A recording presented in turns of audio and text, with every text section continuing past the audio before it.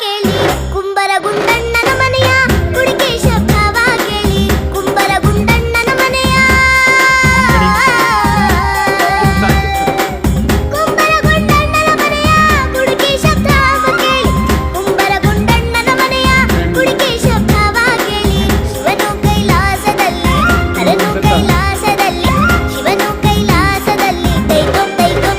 ಕುಣಿದ ಗುರುವೇ ನಿನ್ನ ಆಟವಲ್ಲವರು ಯಾರ್ಯಾರೋ